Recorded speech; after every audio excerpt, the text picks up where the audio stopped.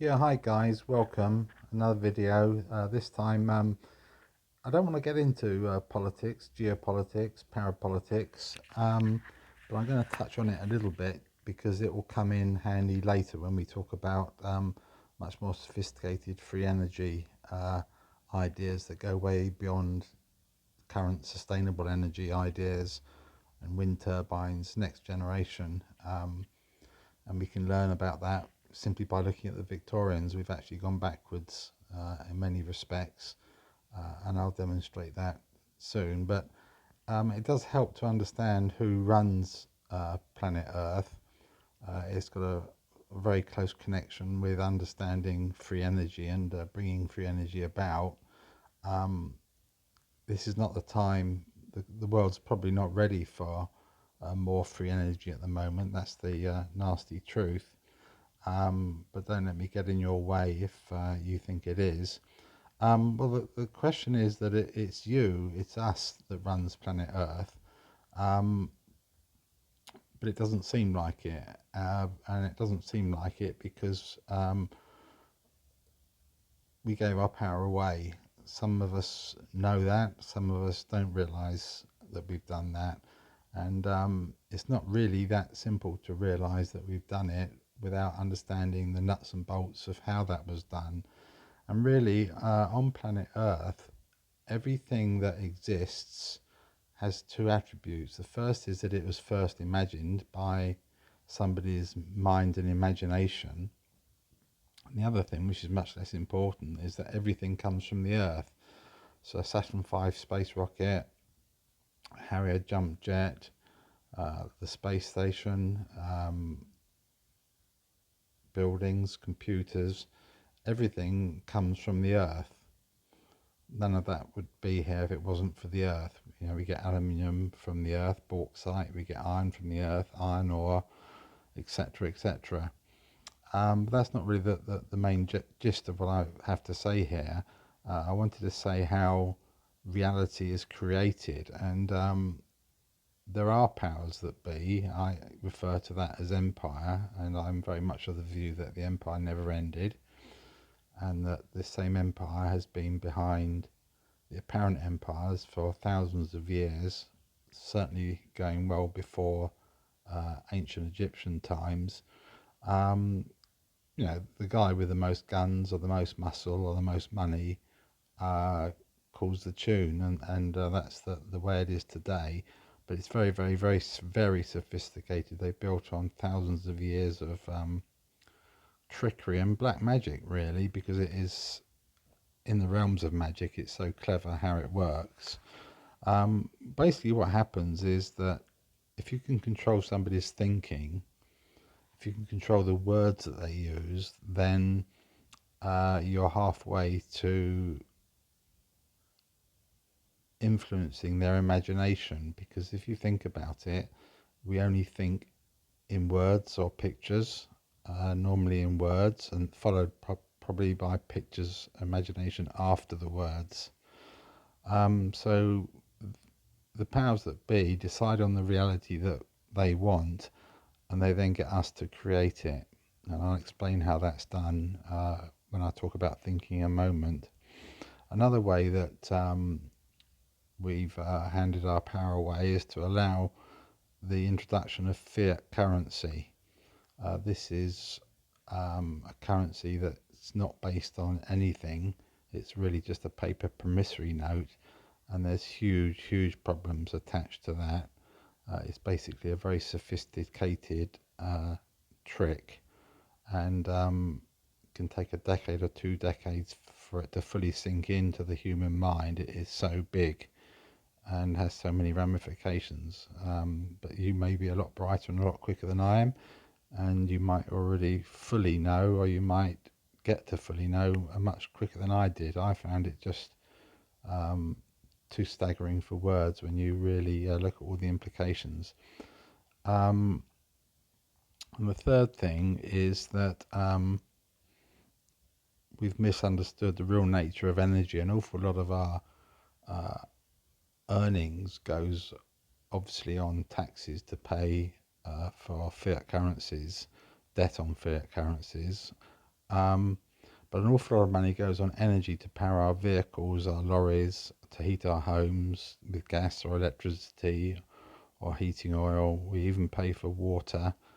So energy is a hugely significant sector, and I'm pleased to say that all energy is free.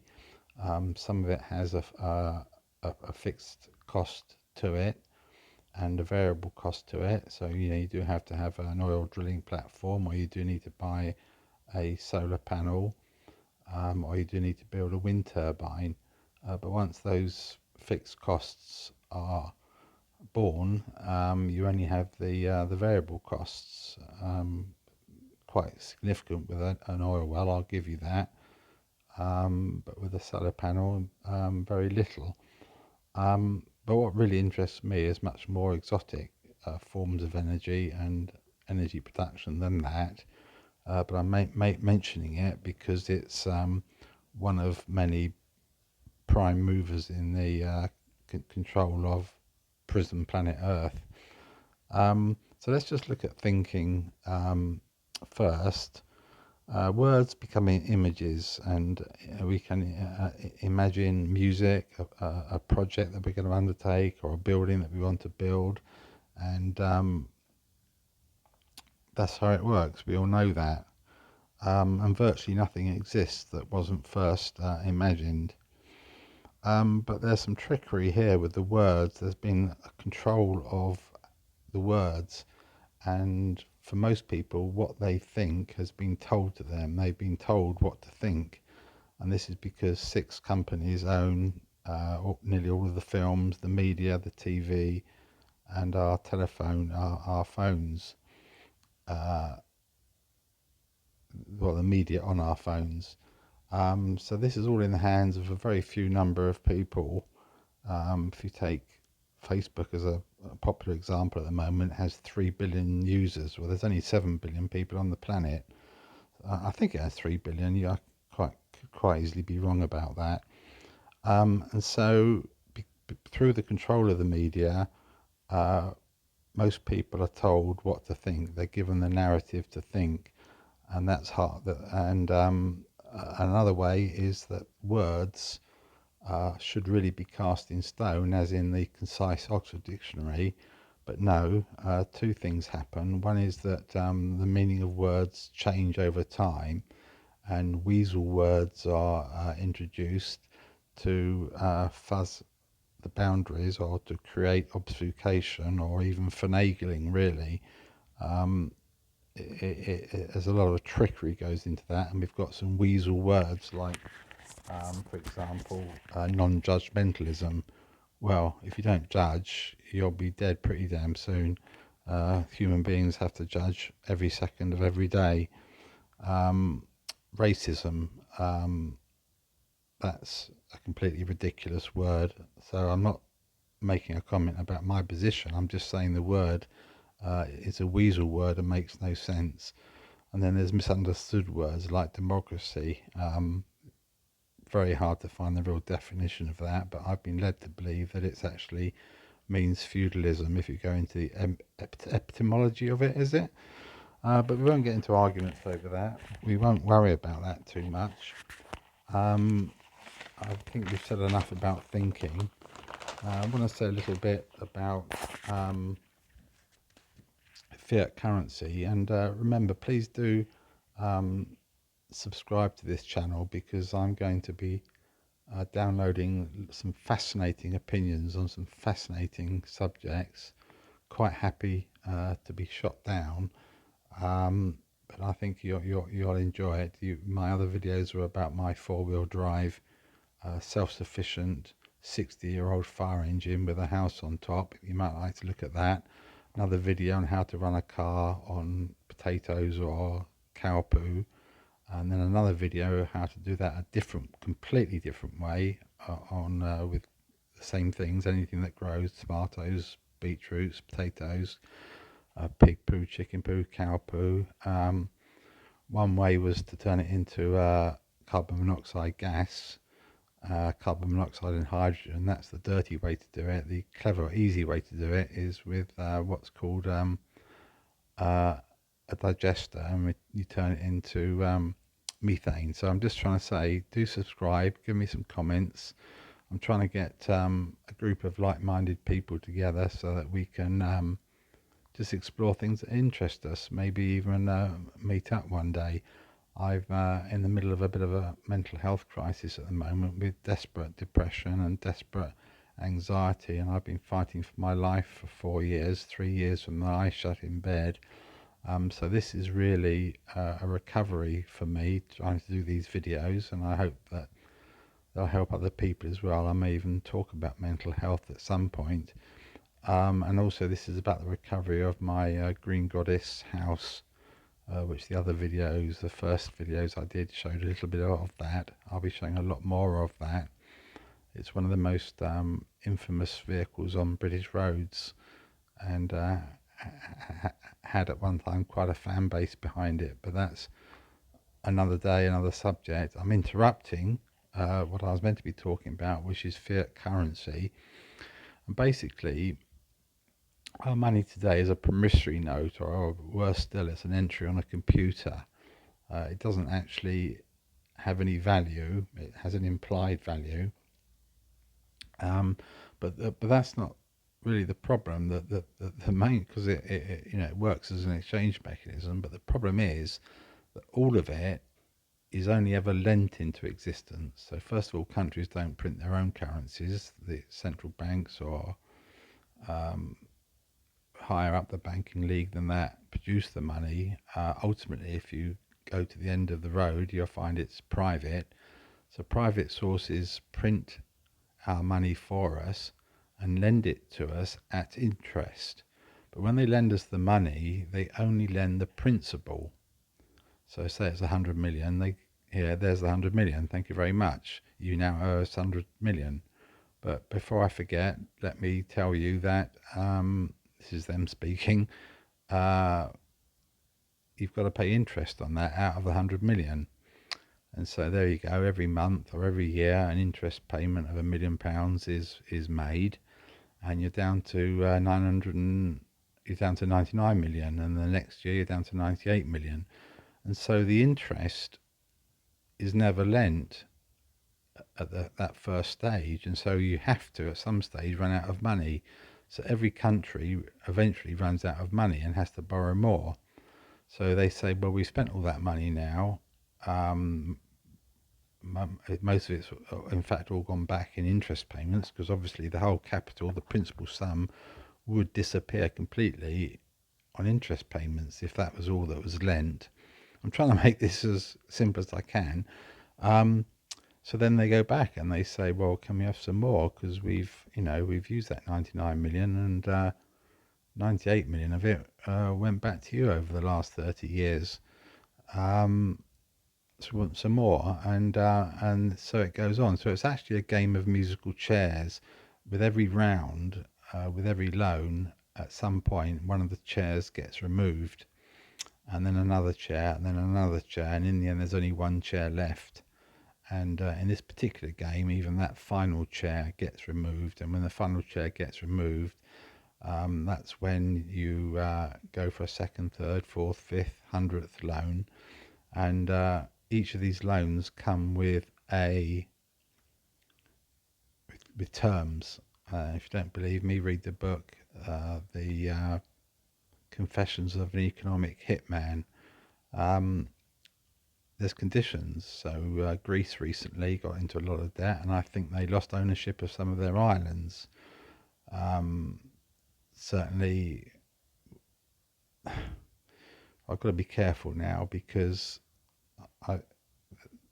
there's stuff here which is very, very deep and very, very controversial, to do with how the United Kingdom, for want of a better word, managed to meet the requirements of the money printers. And I don't want to overstretch myself on that one. That's really one for private conversations. And the third thing we talked about was uh, energy has been a big prime mover on our life on planet Earth. So obviously, money, our exchange mechanism, is huge. Obviously, our thinking and our imagination is huge. That creates all of this thing. How it does that is a subject for new physics, and I've alluded to that on other videos, but haven't really yet started talking about it because that is really, really out of the box.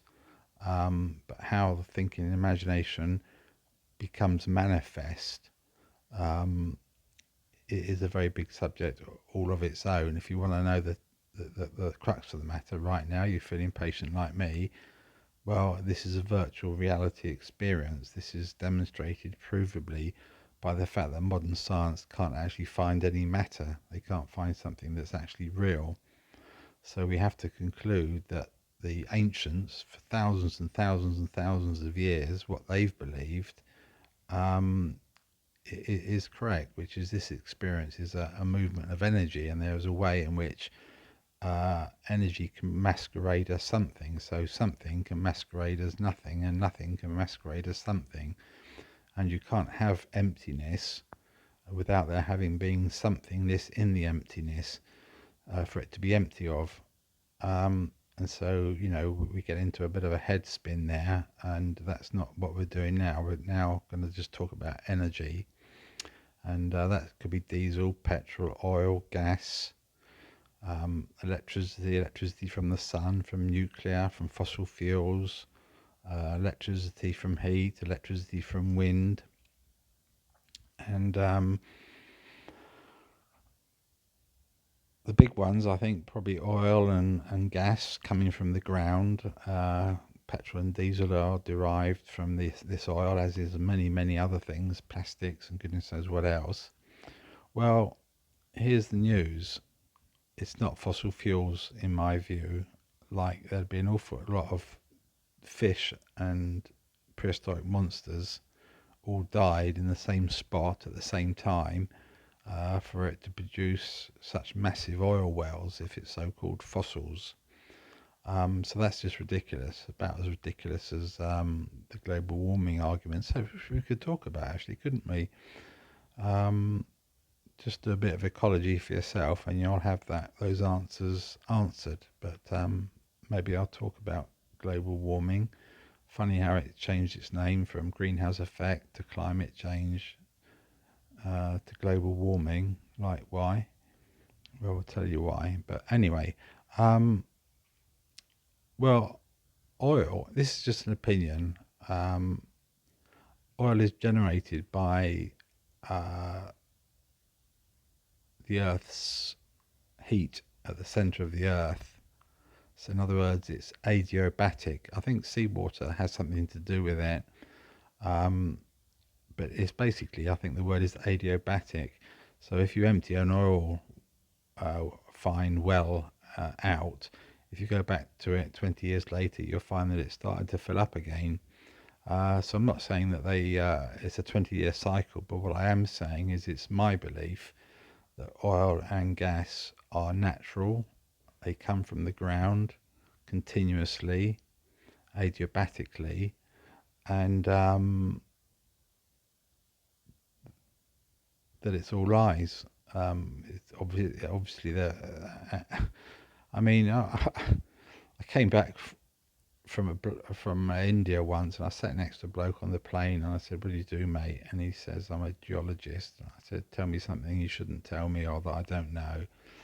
And he said, "India's floating on oil," and or words to that effect.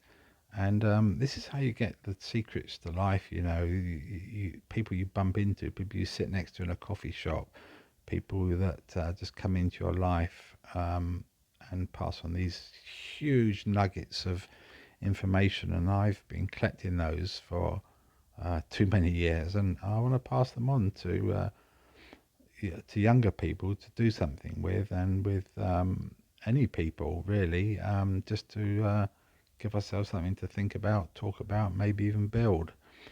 And I've made a good start building with my my truck. Do have a look at that video, and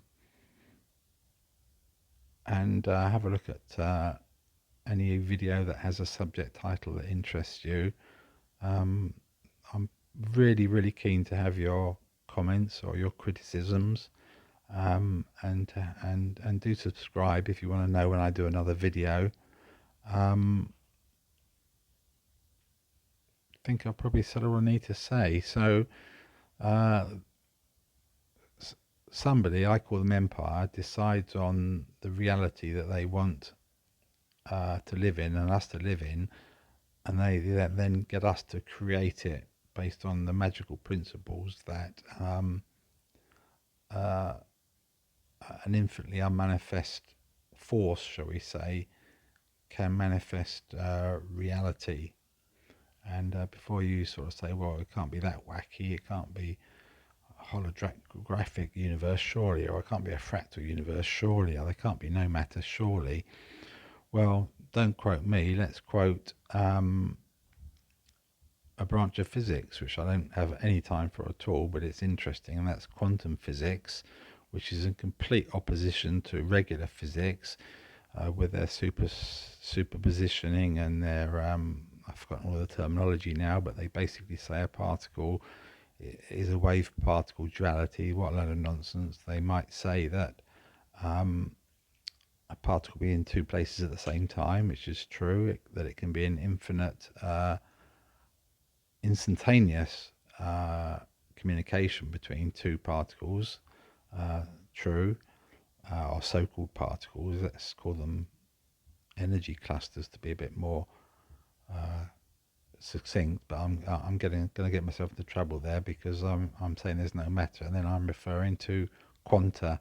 That there are no quanta in my view, but that's for another video. What was I just saying? I was on a run there, wasn't I? And I've forgotten what I was going to say. So please stay with it. Thank you for listening, and hope you have a good day and a good evening.